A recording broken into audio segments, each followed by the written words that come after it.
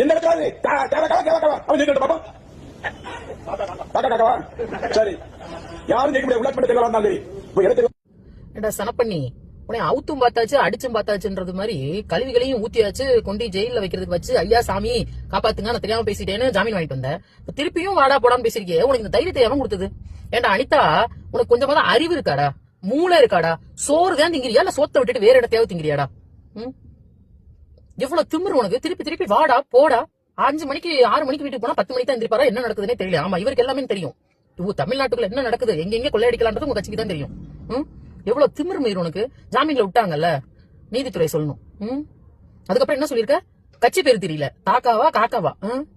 ஒருத்தர் என்னடானா யார் எம்எல்ஏன்னு தெரியல, எம்எல்ஏ பேரு தெரியலன்றாரு உங்க உதவாநிதி. சட்டசபையில தான் உட்கார்றாரு, ஆனா யார் எம்எல்ஏ தெரியலையா, பேரு தெரியலையா. இந்த பக்கம் உனக்கு கட்சி பேரே தெரியல. இல்லடா, எனக்கு ஒரு விஷயம் சொல்லுங்க. ஒரு கட்சி பேரு தெரியல, அதுல ஜெயிச்சு வந்த எம்எல்ஏ பேரு தெரியல, எம்எல்ஏ யாருன்னு தெரியல. அப்பேற்பட்ட ஒரு கட்சி கிட்ட 75 வருஷ பாரம்பரிய கட்சி தோத்து போயிருக்கீங்கடா. கேவலமா தூணு தோத்து போயிருக்கீங்களே. வெக்கமாலடா உங்களுக்கு? இவ்வளவு மேடை போட்டு இன்னமும் கத்துறீங்க, இன்னமும் ஆணவம் வழங்காம கத்துறீங்களா? உங்களுக்கு கொஞ்சம் கூட வெக்கமா தெரியல? எங்களுக்கு எல்லாம் வெக்கமா இருக்கும். இப்பேற்பட்ட எப்படி சொல்றது, ஒண்ணுமே தெரியாத ஒருத்தன்ட்ட நம்ம தோத்துட்டோம்னா எங்களுக்கு எல்லாம் வெக்கமா இருக்கும். உங்களுக்கு எல்லாம் அது கொஞ்சம் கூட உத்துத்து போட்டு தெரியுங்க போல இருக்குது. என்ன எவ்வளவு திமுரு டேஷ் இருந்திருந்தா நீ மறுபடியும் அவன் இவன் தாக்காவா காக்காவா கட்சி பேரு.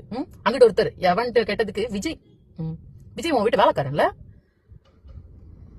இவங்க இப்படியே பண்ணி நான் பேசக்கூடாது, கேவலமா பேசக்கூடாது, தப்பா பேசக்கூடாதுன்னு நினைக்கிறான். இவங்க இப்படியே பேசிக்கிட்டானே எனக்கு என்ன பண்றதுன்னு தெரியல மக்களே.